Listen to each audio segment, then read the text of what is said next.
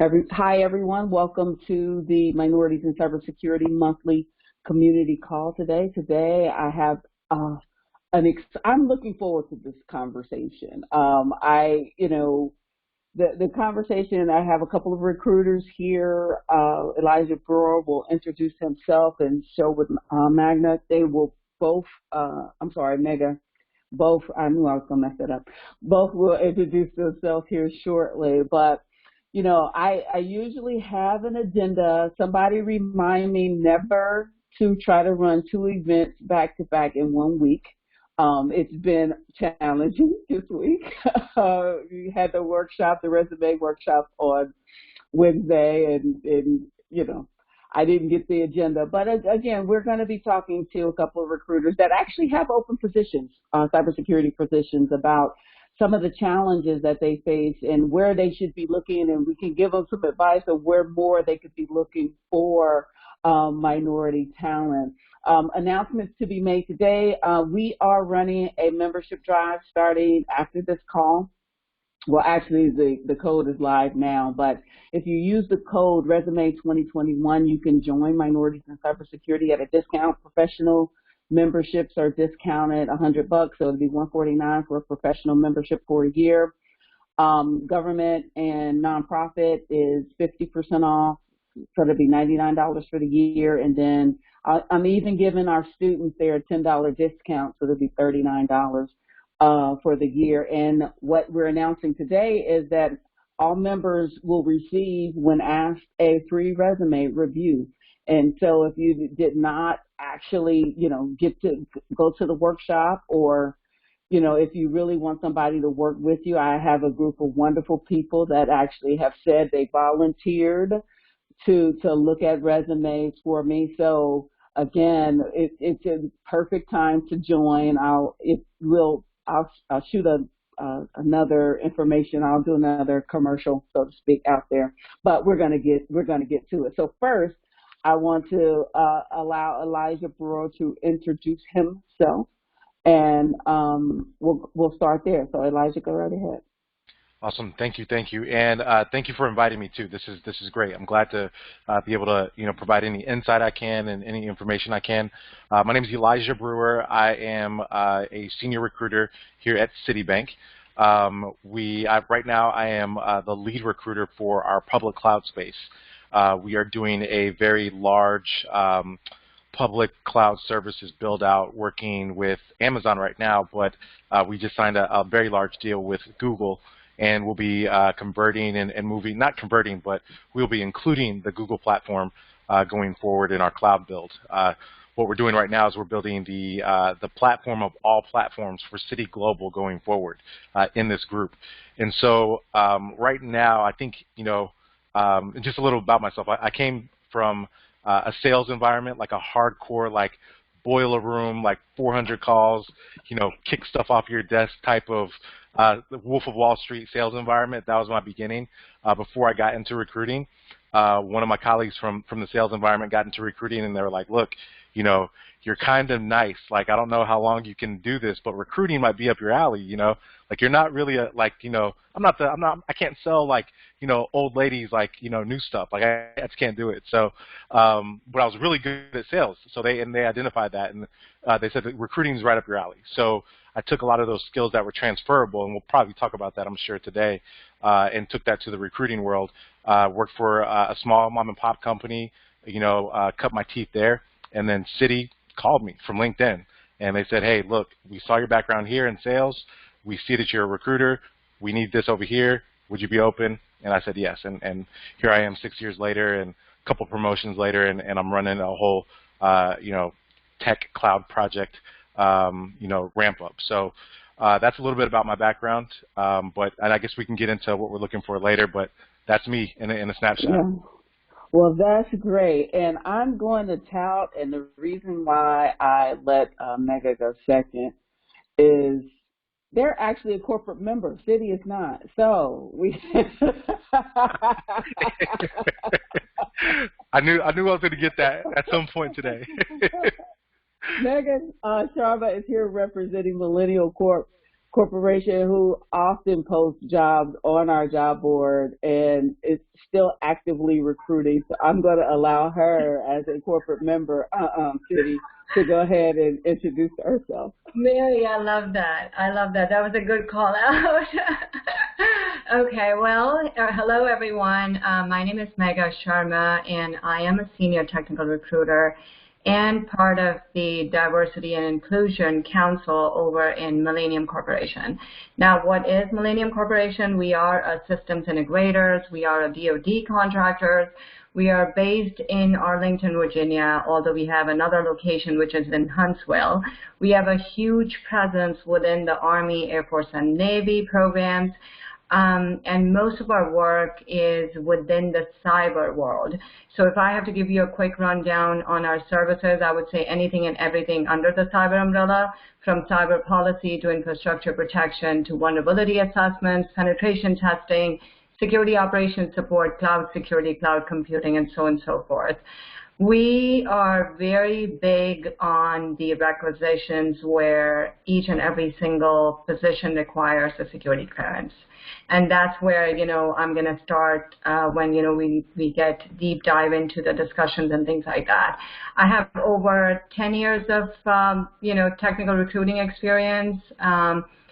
Mainly cyber has been the focus from past 4 years, and I've been working with a lot of the clients in the past where they just got, one of my clients actually recently got acquired by Motorola Solutions, and I helped them establish their entire SOC in San Antonio, starting from SOC Tier 1 folks to all the way high up to their SOC director. So been in the cyber, arena for a while and definitely have a passion towards it. So I'm happy to be here. Thanks, Mary, for giving us an opportunity to be part of this call. And let's just, see what everyone has questions for us. Yes, absolutely. Thank you folks for joining us. I just want to get into it, right? Because I have been, and many of you know my background and why the origin story for minorities in cybersecurity has to do with a lot of people coming up to me after speaking events and things like that, wondering either how to get in cyber or where are all the cyber-related jobs. You see all of the stuff, about there being a deficit, there not being enough talent out there, but we have some very talented minority professionals that aren't getting the necessary visibility that they would like to have to land some of these roles. So I guess my first question to both of you, what are some of the challenges that you guys see when trying to recruit minority talent, because you guys both have experience in specifically looking for that talent. So please share some of the challenges that you guys see. Should the corporate member go first, Mary? No. Yes, Go ahead. Let the corporate member go first. So our biggest challenge, like I told you in the beginning, is not having the government security clearance. All our programs are, sort of require active TS or above. So apparently what happens is even though we're seeing fantastic candidates and they don't have an active security clearance, we cannot do anything about that. And that's just because of the nature of our business, because we are in the DoD space. We have, requested the government customers in the past where we do try to convince them that, hey, let us try to put the candidates up for clearances, process their stuff. Let's, give them the platform. They do have skills. But, the DoD space is such that they're very hell-bent on following the guidelines. So that's when it gets very tricky for us. Well, and I want to jump here real quick before you do, Elijah, because I'm a former special agent for the FBI, right? And I didn't get my security clearance until I went through the process of the application. So they actually have to have an active clearance before they can even apply for the job. Is that what you're saying? Yep. Because I have an active, I think it's secret though. It's not TS, it's secret because as a private citizen. But how does your average citizen get a DoD clearance without having a DoD job? Right. So there is a pathway. So let's say if someone is just starting off into the DoD space, there is a, secret clearance is the one which is doable clearance. You can, apply for it and it doesn't take too long for you to obtain one. TS and higher is when it gets very tricky. And our programs are all TS, active TS. And, there are certain times that when, our government customer wants TS SCI, and we're like saying, hey, can we process SCI? And they're like, no, we want active TS SCI. And that's when the whole mentoring stage comes in. And SCI is something that, unless a person's read into a program, it's not of any use. But again, the customer doesn't understand those things. It just is like, timelines and a lot of the checkboxes. So my thing is, according to Millennium, the place where we see the most issues when we are trying to hire minorities in cyber is because of the security clearances. We need active TS or above from the get-go. Right, so you're saying it's something that they can apply for to get, because like I said, I had TSSCI, but I was sitting in security in the FBI, so I needed it, and I had access to SCI information. Sensitive compartmentalized information is what SCI stands for those that are not in the government space, and that's one of the highest levels of security clearance. That's the top secret stuff. It's a room that don't have windows in it and all kinds of other stuff. That, I mean, I know that, I've seen some of that type of data, but your average agent even may not even see that type of data. So I was always curious about clearances and how one would get a clearance or without actually having a job. So thank you for clarifying that. And evidently there's a process. And if you have that link or something where somebody can start that process, because we have a significant amount of folks in the DC area that's a hang up for. So it may be the fact that they don't know that they actually have a private way to go get it. Absolutely. No, I will share the links with you after the call. Okay, Elijah, I'm sorry. I got caught up in the DOD. Yeah, I'm glad you asked that question, because that's very interesting. I didn't know that. I'm actually taking notes over here myself.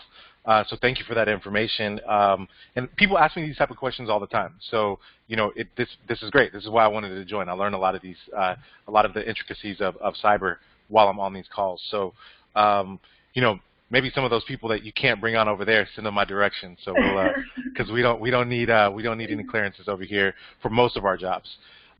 So I would say that, the most complicated issue that we have right now are finding just straight developers who can also transition into the cyberspace with some sort of experience.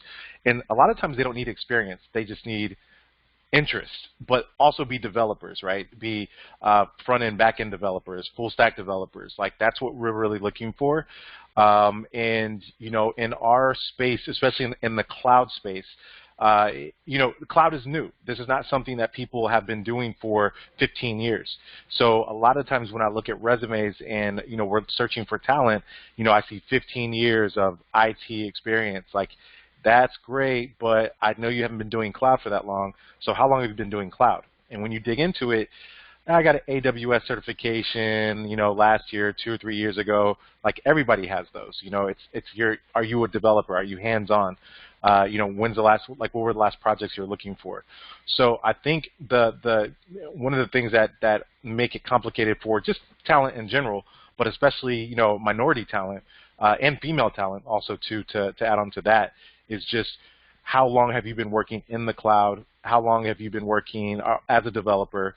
And, where is your skill set at? Because there's a lot of people that are entry level and ready to roll at that entry level. I don't have any experience, but, I built this website on the front end. I know how to do this. I'm a good Java developer. I'm a good Python user, Go, Bash, all these things, but none on the cloud.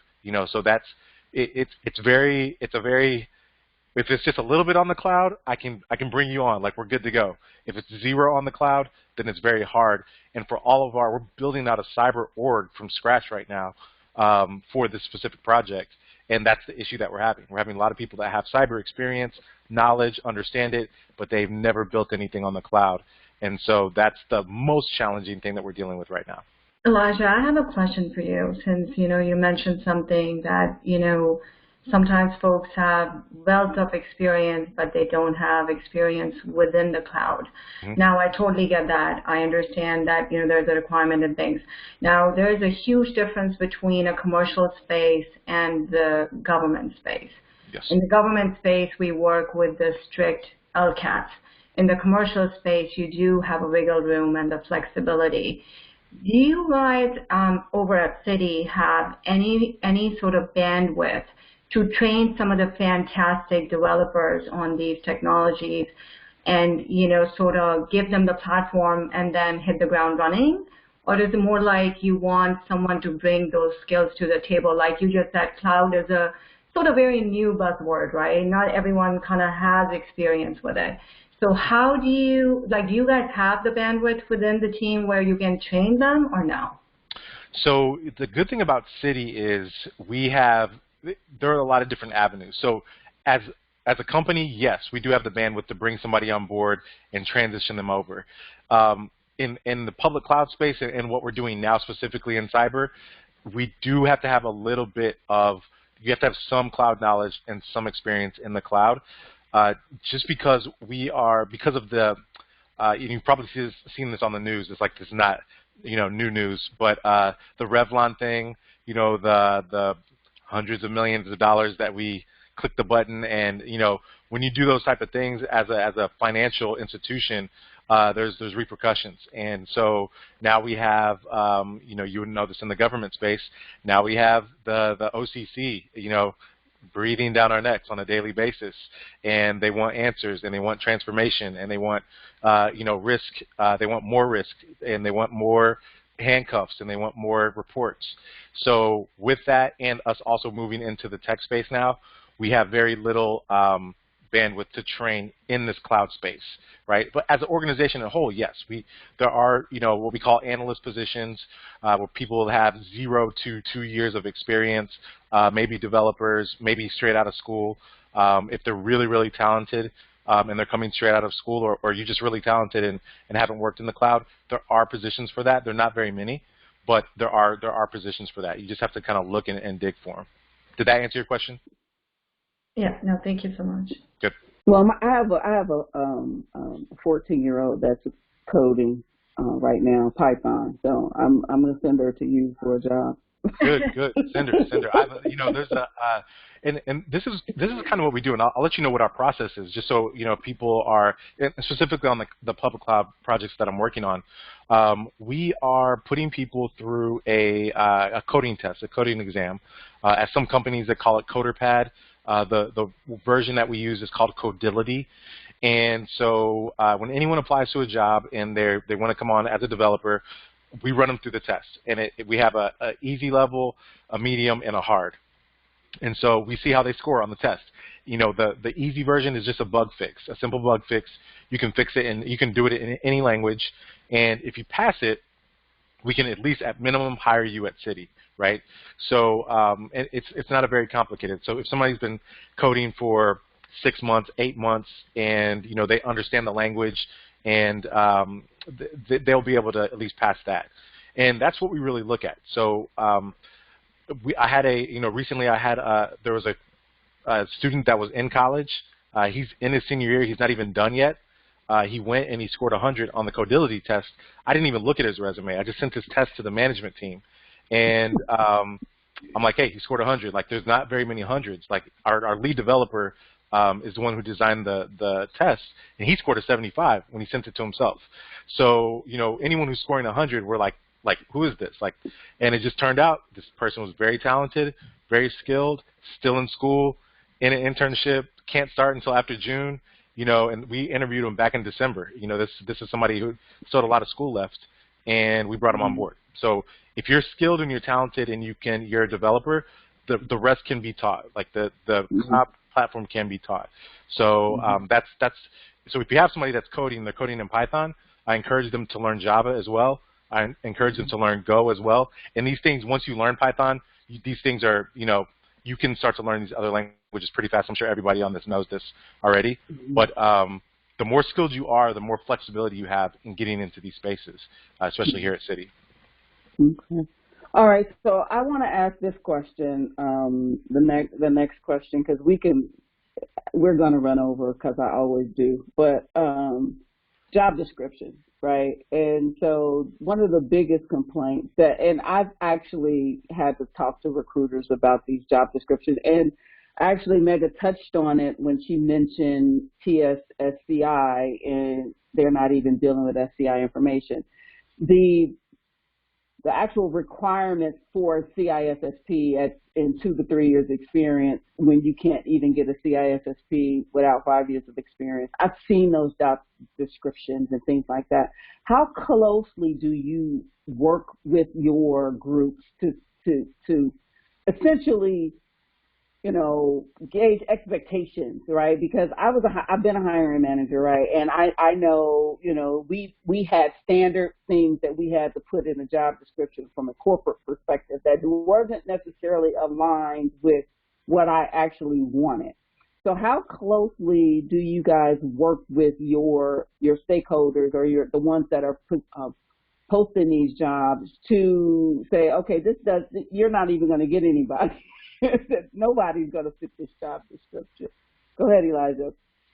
So I work very closely with our managers, and I'm fortunate that I have, in this space in tech, we understand like that's an issue out there.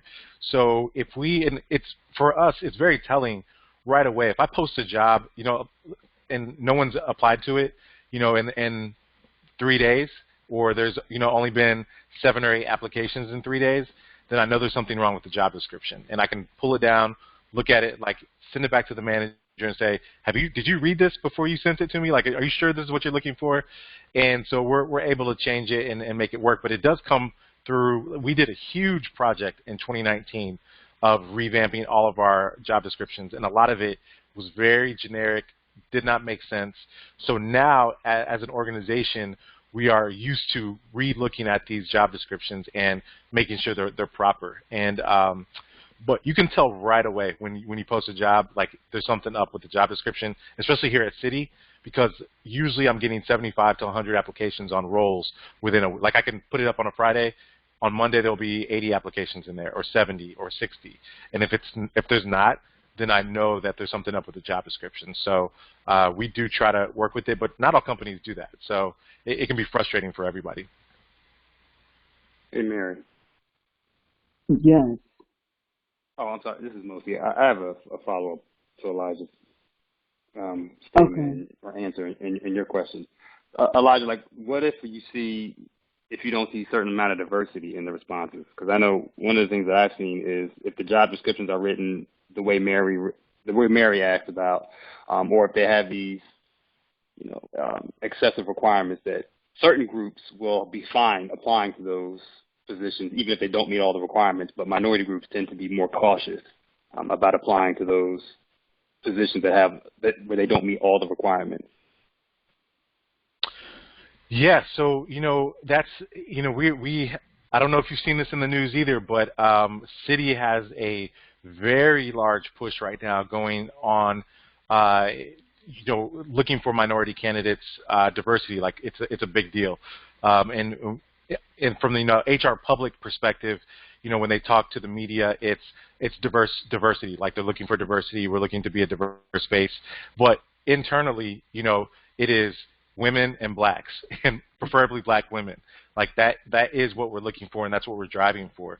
So much so that now, and this is public knowledge, we are doing what they call like the NFL's version of the Rooney Rule, where we have to have a diverse slate of candidates before we can hire anybody. So if there is a lack, then we have to start calling our colleagues, calling Mary. Who do you got? I got to get somebody in here. Do they code? Like, no, they don't. Are they thinking about coding? Yes. Get them to me. Like, have they ever even thought about, doing a Udemy test on it? Like, whatever you can do. So and this has happened recently within the last few weeks. So now, these corporations, not only City, but across the board, they are looking at it. This is a thing that we have to do now. We are going to do. So what I would say is, and what I teach in my classes and courses, if you are hesitant, apply. Like you should apply, because you never know what the situation is going to be. Even if you have 10% of the qualifications, like just when I got into recruiting, I had 0%. The only transferable skill is I was good on the phone and I could talk on the phone a lot. Like that was about it, you know. So when I got into recruiting, I had to learn everything from scratch. But you just have to find those transferable skills. Do you have a little bit? Apply to the job. What's the worst they're going to say is no, right? You'll get the little email that says no, and most people, you know, they apply to 100, 150 jobs across, you know, businesses. So I would say definitely we are looking for minority people. We're looking for underrepresented groups. We're looking for female. That is a thing now here, and it is in corporate America as well. And I'm sure it is with the government too. So, and you know, she can speak to that, you know, better than I can. But if you are hesitant, apply. Like if you don't think you're going to get the job, apply. Like if you don't think you're good enough for it, apply. Like it cannot hurt to go ahead and take the shot. Hi. Megha, did you want to? Oh, I'm sorry. Okay. No. If you have a question, can you like raise your hand or put it in the chat, and I can call on you at that particular point, because we definitely want to get our speakers, and we definitely want questions. We definitely want to be mindful of stepping over each other as well. So go ahead, Quasi. I know I had a question. I've got to follow up to that. What type of recruiting strategies do you use to get more minorities and women to apply for those positions? I know you mentioned kind of tapping into your different networks, but just kind of understand more about what that process looks like. Yeah, for sure. Megha, do you want to go take a crack at this one too? Yeah, sure. So first of all, you know, I'd like to go ahead and piggyback on what Elijah said. Please, please, please apply, even if you think you don't have all the 10 requirements and you fit X, Y, Z, and just by the basis of the job description you realize, no, I'm not a good fit. Please, please, please do apply. Reach out to the recruiters. As much as you want the seamless recruiting experience, it's also important for the candidates to sort of market themselves in a way too. I mean, reach out, do the follow-ups and things of that nature. Now, as far as the minority attracting candidates goes, what we're doing on our end, we are, for drafting our job descriptions by using these gender coders, Textio type of tools to make sure that our job descriptions are gender neutral. What I've heard the feedback from a lot of these folks are, hey, your job description comes across more like it's masculine centric. It's not too inviting for me. And we have started to make initiative to make our job description drafts or, you know, the requisitions in a way that it's attracted to the larger pool. Did we lose? Uh-oh. Okay. We lost you for a little bit there, Megha. So we do that, A, and B, of course, you know, posting our positions on minorities and cybersecurity is A, B, hiring our heroes, because our work is actually, like I said in the beginning, it's very security clearance centric. So it's very important for us to sort of post on the veterans pages so you know, we can attract some minorities or, you know, diverse candidates from there, you know, women candidates as well. So those are the efforts we're putting, you know, on our end. Again, you know, it's kind of like a thing that it's going to take some time for all the organizations to kind of see that change we're looking to make. But on our end, we have already made the, you know, sort of effort and initiative to bring minorities and diverse candidates in play. But again, you know, end of the day, I would definitely add this to it. Our major, you know, problem is that we work with a lot of the labor categories. And I want to go back to what Mary said in the beginning about the CISSP certifications. Mary, we do reach out to our customer and see if we can get the waivers. And if we can get the waivers, we absolutely consider the candidate. And we also even propose that, hey, you know, let's just go ahead and hire this candidate. And within the 6 months or 1 year time frame, we will reimburse them. We will pay for the CSSP certification. But let's just go ahead and give them the opportunity. So, I mean, we're trying our best to work with the government customer to figure things out. But again, it's a long process. It takes time. Yeah, that's great. And you guys you should have your reactions. If you have a question, you can raise your hand through that, and I can make sure I actually get to you and address your questions appropriately. So thank you guys for those. And I'll stop there and ask, are there any further questions before I move on to the next question? The other thing, too, and I want to address this just real quick. So what City does to attract this talent and to reach out, we host a lot of events. And I think, Mary, you've probably spoken at one of them. Now, virtually, it's actually we're consistently doing, working with other groups. Like there's Black is Tech is a group. That's a huge virtual conference that's usually in person, but we did it online this year. Which brought in a ton of talent from all over. And Wells Fargo was there. Like there was a bunch of startups were there. Those type of tech conferences are now being held virtually. So I would, if you Google like minority tech conferences, like those are the places that City's showing up, and we're bringing 20 recruiters, and we're all coming there, and we're all hosting our own rooms. City's paying for it, and we're just taking resumes all day long, and we're following up and giving them to our colleagues and things like that, which is really important because literally senior leadership, they will reach out to a recruiter and say, hey, like I saw that you ran this event. How many resumes did you get? And are we going to hire any of those people? Like they're really looking at this now. Like they've never done this before. So that's one avenue. It's probably the best avenue if you want to like really get into that space and see what's going on, hear what the new stuff is, hear who's recruiting, see who's looking at talent. We also have 4 to 5 diversity events every quarter. We're hosting open houses. We market to those organizations and those conferences. So if you signed up for one of those conferences and attended, then we will let you know when we are hosting an open house or a virtual job fair for minorities or women. We have one called Women in Tech, Black is Tech. We have one that is called, it was like Minority Technical like Open House or something like that. I forget what it was called. But we're constantly doing them. And just a simple Google or going to the city's website, you'll start to see those events pop up. But I definitely recommend signing up for those because that's where we do most of our marketing. And kudos to the city. I wanted to point that out because kudos to the city for actually requiring diverse candidates in their application process. Because I've worked for several organizations, large organizations before today, way back that when we're trying to answer the question of how do you tackle this problem, how do you tackle not getting enough people responding of diversity, whether it's women, whether it's minorities, to actively say, well, I'm requiring you to at least bring me 3 candidates. If you're bringing me 3 of these, I need 3 of these just to compare. And that's an active step, right? It's purposeful. Diversity and inclusion is purposeful. And kudos to the city for doing that. So let's talk about degrees. So I moonlight as a college professor too. Like I have 15,000 jobs. I'm worse than a Jamaican. No offense to the Jamaicans out there. I was told by a Jamaican that I made him tired. So again, no offense, it's all love.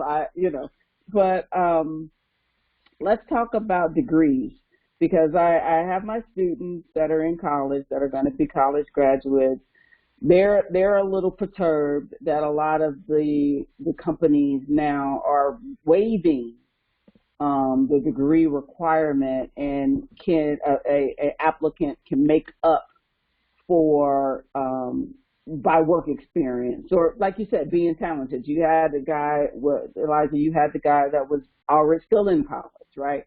And so what are you guys seeing out there in regards to degree requirements or the necessity to have that degree? And it's, are you getting the same amount of talent or is there equality to it? 6 years of experience versus a 4-year degree, or even, degree folks coming out of college don't necessarily have the experience. So what is the philosophy that you guys have around that? Megha, you want to go?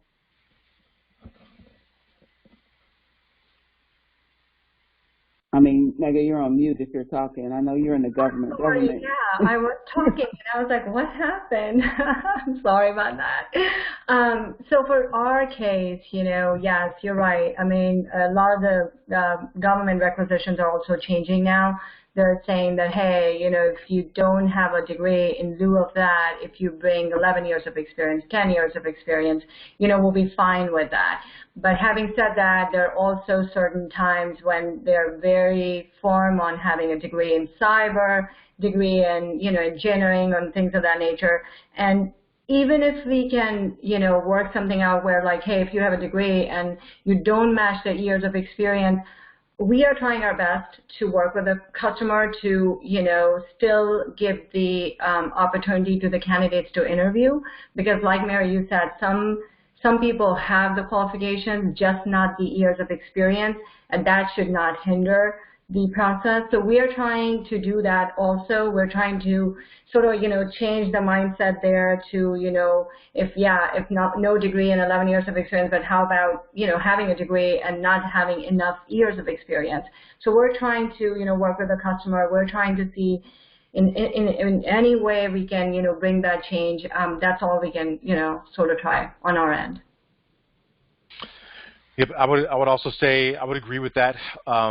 When I first got here to the bank, I say bank, but everyone knows it as a bank, but I do not work in banking at all. So when I first got here, it had that old, like, yes, the degree matters, and, the year's experience plus the degree matters. And, once I got into the tech space, that all kind of fizzled away a little bit, because we started realizing that there's very talented individuals that may have gone to 2 or 3 years of school. School costs $80,000 at a public institution, and people aren't going to school nowadays. There's Udemy. There's all these online, learning tools. There's online universities that, nobody knows who they are, but these people are skilled. So, in the last, I would say, I've been here at Citi now it'll be 6 years in June. The last 2 years, it's really, and when we did that project on job descriptions, we really started stripping away that layer of degree required and what the degree requirements are. I know in our public cloud space, we do not care about degrees. The head of our whole site reliability org he has no degree, and he was very clear when he started. These are young people too, by the way. These are people that are barely in their 30s. They're still in their 20s that are leading large organizations and leading these organizations and getting paid very well for it. His number one thing, like my first call with him, he's like, don't care about degrees. I just care about if they code. Can they code? I want them. And I'm like, all right, hey, good. Anything else? No, that's it. Like, send them through the test. If they test well, send them. Like, that's it. So, I think in this environment, I think people, are, especially Citi, we're slower and we're bigger, but we're catching up to the rest of the world where we don't really care. Like, if you've been in your basement for the last, 5 years just knocking out code, we'll take you. If you've been hacking stuff, like, we'll take you. Like, come on. Like, let's get this legit money and come over here. So that's kind of where we're at here at Citi right now. Elijah makes me want to dust off my coding skills. I don't know. You are a good salesperson. I'm gonna back out of that though. I can do it. I still do a little bit on my site, but anyway, it's not about me. It's about everybody else. Questions on that in regards to degree requirements? I want to stop and allow for questions because I wasn't before, or questions on anything that we've discussed thus far. We have a question in the chat. Yep, I think we got a hand raised right here too. Oh, we got a hand raised. Yep, Kwasi here. I'm sorry, probably confusing because my hand is raised, but I'm on audio on my cell phone because my computer audio isn't working. Oh, there it is. Okay. But yeah, I was wondering. I know you guys just talked about degrees not being the, I guess, deal breaker or maker in terms of people hiring. But you guys recruit at HBCUs. And the reason I'm asking that is because, so I was invited to this call by Mosi, and recently, I guess in 2019, I went through my own kind of journey in terms of looking for jobs and trying to find hiring. And I don't work in tech at the moment. I guess I kind of do. But actually, long story short, just wondering if you guys recruit at HBCUs, especially with all the different articles and things you see now about different people donating to HBCUs and other companies looking for HBCU talent and that type of thing. So just wondering. We do for sure. So I'm the professional development co-chair for City's Black Heritage Network here in Dallas, and we on our team. You know Debbie, right, Mary? Debbie. Yeah. So Debbie is actually the lead. She's on the committee with me, and she created a whole HBCU initiative here at City that we're using here in Dallas, and now we're incorporating in the other cities as well. Where Debbie actually would travel to all the HBCUs here in Texas and Oklahoma. I think we have Langston. We have a bunch here in Texas as well. And she would go out and she would say, hey, look, here's what's going on at City.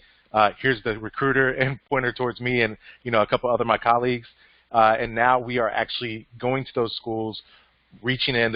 We have a program it's like a young analyst program, but we identify them.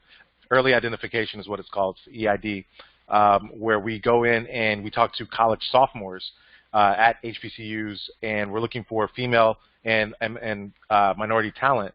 And in their sophomore year, we will take them and intern into this program, and they'll work as an internship after their sophomore year, and after their junior year, they'll do a serious internship. And then after their senior year, they'll roll into an analyst program that we have when they graduate. They'll do 2 rotations as an analyst here at City, and I think it pays in the 80s. Don't quote me on that, but I think it's in the 80s the first 2 years, and then you're guaranteed after you roll out of those 2 years to get an officer position, which we call an assistant vice president here at City. And then there's like a guaranteed pay. Like in New York City, I think it's like 110 or something like that. In the other cities, it's like 100 or something like that. So, we are actively looking in these universities. We have a whole college recruiting program where they're like these recruiters. It's a whole recruiting team, and all they do is look at talent that's on campus. And there's an HBCU sector of that team now. So we're really going above and beyond and trying to engage as early as we can now at HBCUs. I just saw someone asking a question on why the scripting is required for an entry-level information system security officer position. And I'm thinking that how is the information system security officer position becomes an entry-level? Because it requires number of years of experience for someone to be on that level. So I'm not sure if you're not reading the job description okay, or if there's some sort of confusion there. I mean, correct me if I'm wrong. Leslie, you want to come off mute and ask a question? Hi. No, I'm noticing that in a lot of the entry-level ISO positions that I'm seeing out there, that they are now asking for scripting. When I started in this position, they weren't asking for that, and I'm just wondering what's changed. Right. So the scripting experience is basically, I mean, I'll just say from what we see, the scripting experience is basically that you having some understanding with it. For instance, Python, for that matter. Reason being, if you're leading a team of folks, then you can actually work around it and you can roll up your sleeves and lead. Although the position definitely doesn't require you to be hands-on in any capacity. But most of the job descriptions, again, sometimes they read like that. But if it says scripting experience and you have some understanding and exposure to it, please apply to them, because you never know. It's just maybe just understanding and they did not put the verbiage right. But I'm just saying it from my standpoint, what we see. The scripting experience is not the required experience. It's more like, you should have understanding of it as well. Okay. I did apply for a position that had scripting. They said you didn't have to have it, but they would like you to have it. So I did get the interview, but they decided to move on with someone else. I don't create scripts, but I do run them. We have a script that we run for various different reports and things. So I don't actually build them, but I do, run them when needed. Correct. Right. I mean, that's exactly what I was saying. I mean, and you just, completely agreed on that, that they did say that it's not required, but it's more like nice to have. And, that's one of the things that I also want to kind of bring to the call today.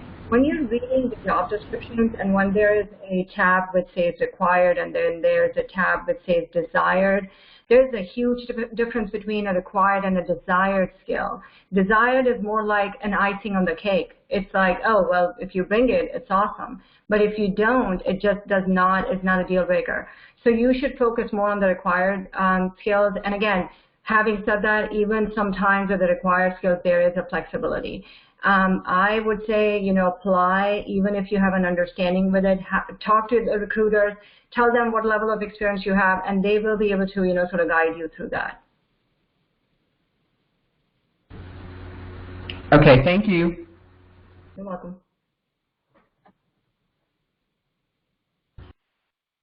Mary, you're mute. I have one question in the chat and then one question when somebody's raising their hand. So the one question I have about students, right? It's basically saying, student degrees aren't required, but it says, I know you mentioned that you look for talent and qualifications for students who are still in the university or about to graduate. What else do you look for in students, or what would you suggest as most companies reject students out of the park for entry-level jobs? I think for us, Mary, it boils down to the security clearances. There have been instances in certain programs where we are able to hire fresh talent out of college, and we're able to process their clearance as in the secret, but they're not going to be able to be on site at the government facility. They will be sitting in our office supporting off-site. So for us, we just don't have that much of a flexibility. We do want to hire, but that starts with an internship, sort of polish their skills, and then, of course, get their clearances in play, and then, carve the pathway for them. So maybe, Elijah might have another sort of input on that. And could you repeat the question again for me? I apologize. You're on mute, Mary. Okay. I'm trying to work the chat and the mute, and it's not working. No, it was basically about students and, the person having trouble because, it's basically saying companies reject students right out of the park for entry-level jobs, right? And what else can they do in order to make themselves an attractive candidate? So yes, that happens a lot. I can be very real about that. So entry level is a very that term is probably used too loosely, right? What some may consider, like what I consider an entry level job, is one of those analyst roles that we talked about. I consider that an entry level job. You don't need a ton of experience. Sometimes when in the job description, if they ask for 0 to 1 years or 0 to 2 years, they really mean some experience, but it technically is an entry-level job. So it's a tough one. And if you're getting a lot of rejection, it could be, if you're in school and you're getting a lot of rejection, it could be because of the timing. Like, we need people in seat now, not when the semester's over. So I would say that's probably more the case when it comes to entry-level jobs, because entry-level jobs tend to need to be filled right away. So there's more of an urge and a necessity to get them in seat within the next 2 to 3 weeks, not at the end of the semester. So you will find that once you get to the end of your term, you should make sure on your resume that you're putting available June 5th, whatever that situation is for you, or just take it off that you're in school. Like, if you're working a job, like, make sure that's on the top of your resume, and let the recruiter, like, once you actually get on the phone with the recruiter, let them know, like, hey, I'm done at the end of the, again, like the person that passed the coding test, I didn't look at his resume. I didn't know he was still in school. I just saw he got 100, and I moved it forward. I literally did not look at his resume.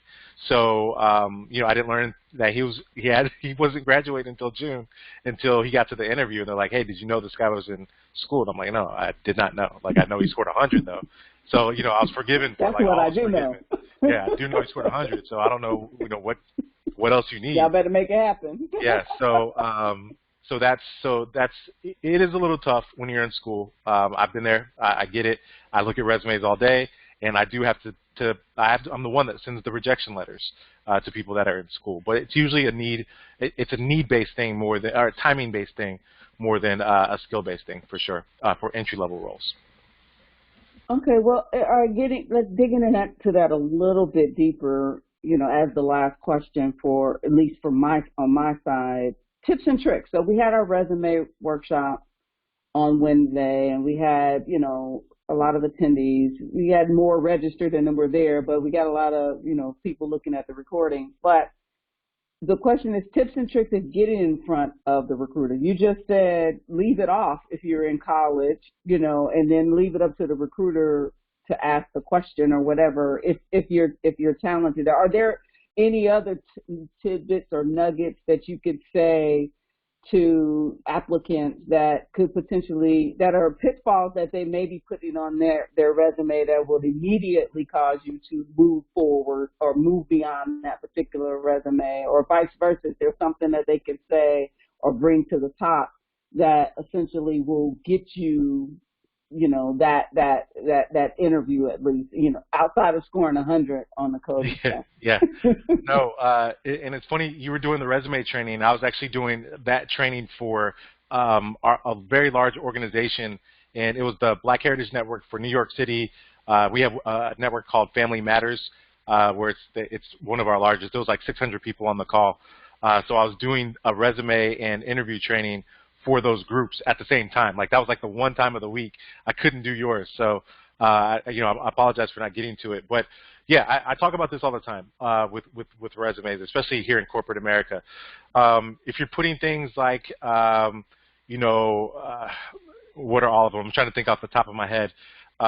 If you're putting dates as far as like when your graduation dates were, and they were a long time ago, like, take those off.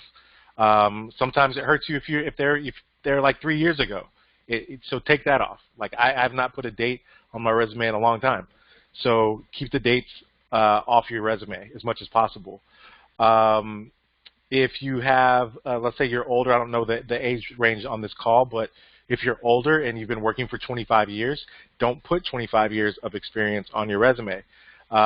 In your profile, the profile part of your resume at the top, don't put 15, 20 plus years of experience on your resume. In the world that we're in right now, we are looking for skill set. In the world that we used to live in, we were looking for how much time you put into a position, how many years experience you had. Like, these are things that you should not put on your resume, in my opinion, unless it matches line for line what the job description says. So if the job description says 8 to 10 years of experience, and it says 8 to 10 years, right? It doesn't say 15 plus. It doesn't say 20 plus. It says 8 to 10 years. Then I would put, at, like, let's say a recruiter, 8 to 10 years in recruiting, I would say I have 8 years of recruiting experience in this sector. Like, that's exactly how I would say it if I had to do a summary. But those are things, and I get that from hiring managers. They're like, look, not looking for somebody with 20 plus years, and I know what they're saying. It's ageism without saying ageism. It's the HR appropriate way of ageism, right? And that's a thing. So again, I come to these things and I try to be as transparent as possible. This is what people are looking at. This is a way to keep old people out of your organization.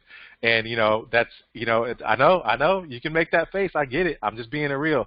This is, and it's funny because it comes from older people. Like, this is like, wait a minute, this is you. You're talking about yourself.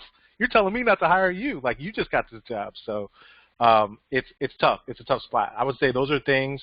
Being too wordy with your resume. Like, I'm not here to read novels. Like, I have 80 requisitions I have to fill, and I'm sure Megha can chime in on this as well.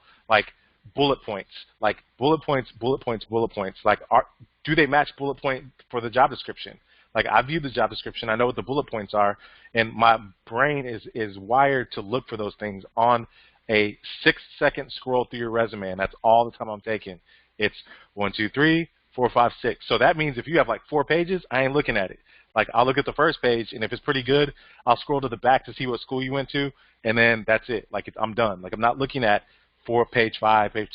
It's like, if it's boring up to that point, I'm done with it. So, and my colleagues are the same. Like, I'm not. This is just me. This is like a recruiting thing. We don't have the time to, read the novel that you spent 4 days doing. Like, trust me, I know it takes a long time to do a resume, but unfortunately, bullet points and this is the same advice. I'm giving you the advice that I gave my own mother. My mother is transitioning into a different part of her career, and these are the same exact things. I'm like, Mom, cut it off at 10 years. Mom, this is long. Mom, we just went over this like 2 weekends ago. She came over. And so this is the same advice I would give. And after she tweaked her resume, she applied for 2 jobs, got 2 offers back to back, boom, boom, as soon as she tweaked it. Because these things matter to recruiters. Like, these are very specific things that we're looking for, and we have very limited time. So you have to hit us quick, hit us fast, and be to the point. And that will help you on my mama. That's right, on my mama, for real. If she was here, I would tell her to come in here. Mom, what did we just do 2 weeks ago? So that's I'm my telling advice. you, Elijah, I'm almost 10 years removed from the FBI, and I will never remove FBI special agent from my resume. It will never, ever drop off. Yep, and those are the exceptions. Again, yeah, those are the exceptions. Like, I have people that went to West Point. I have people that work for the DOD. I have people that served in the military, FBI. Like, those things you got to keep on there. Like, that's branding right there at that point. Yeah, exactly. But, and yes, I have a 5-page resume, but I'm an executive. Whatever. That's right. And executives are different. Executives are different. But sometimes sometimes you gotta trim it. I probably look at it and I'll be like, hey, trim these. You probably would. That's why I'm giving it to you. Right? I would chop it up a little bit. I'd be like, hey, this can go right here. This is good. Like, it's too wordy. Stop it. When I need you, I'm gonna call you. Megha, sure. You have anything to add? Yeah, I was listening to Elijah. I was like, oh, man. Elijah, so he gave the commercial space side of the house. And let me go ahead and tell you the DOD space side of the house. We absolutely encourage each and every single candidate that please do not worry about the length of your resume, because we definitely want to see years of experience. That's because the DOD space is like that, A. B, the more information we see, especially with the technologies and, you work with, you don't want to leave anything which is critical, because sometimes recruiters are doing, the keyword searches. It's important for us to see, even if you've done something years ago, if you've touched it and today you haven't, that's, again, I'm talking about based on the DOD space. Now, one of the things which I definitely would advise everyone would be, please do not put anything in your resume that you have not worked on or have experience with based on looking at the job description. A lot of people modify their resumes. A lot of people are like, oh, well, this job description is looking for this. Let's just go ahead and modify my resume. If you cannot talk about that, please do not put it. It's going to put you on a bad spot.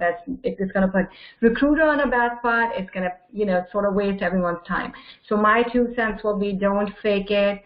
Please be legit. Don't worry about the length of the resume. We definitely want, our main goal is to be inclusive. Age is absolutely not a matter for us. Even if you have 20 years, 30 years, please apply, showcase your experience, embellish your resume. That's great. That's very government and commercial. Yeah, that is very, very interesting. Oh my goodness. I know we're at time, but we're going to continue as long as the speakers can. Quasi, did you have your hand raised? Yes, I do. I had more of a comment, I would say.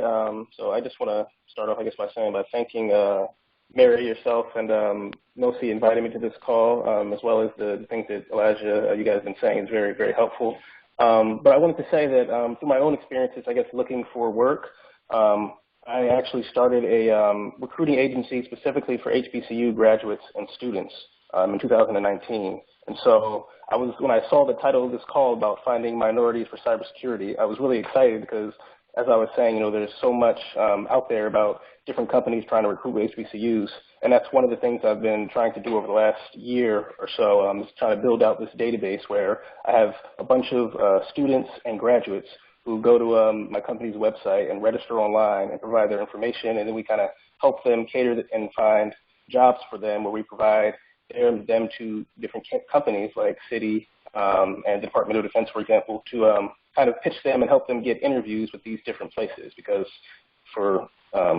I'm not sure how much everyone knows about HBCUs, but, there are only 100 HBCUs out of the 5,000 colleges in the entire United States. So when you're searching for black talent, HBCUs only represent less than 2% of all colleges, but at the same time, HBCU graduates represent 80% of black judges and 60% of black engineers and 70% of dentists and doctors. So it's really great hearing all these things and knowing that you guys already have some types of programs to recruit HBCU students in general.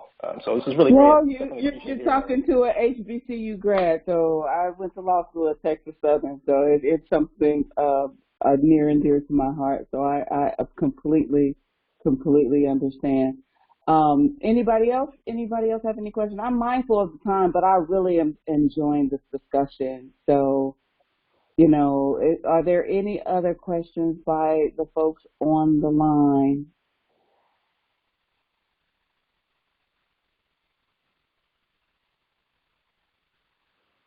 Nobody?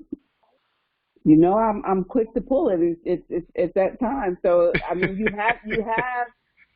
have these wonderful people here to give you insights about. You guys always coming to me asking me questions about where they have jobs.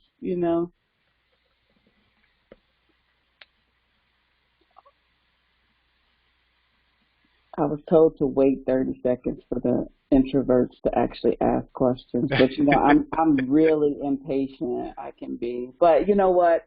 I tell you what, Elijah and Megha, thank you so much for joining this call and being just honest with, and it's really, the differences between the government and commercial space is fascinating, right? That's crazy.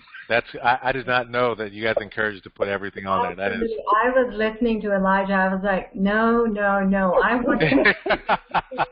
I want everything in the resume. I do, and it's just so funny, because commercial spaces, are more flexible with things, and with us, we have such rigid LCATs to work with that even if the 1 year of experience is missing, the fantastic candidate we just cannot work with, and that's just the way LCATs are made of. But yeah, there's a huge difference between commercial and DoD space. Wow. Yeah, I was insane working in that.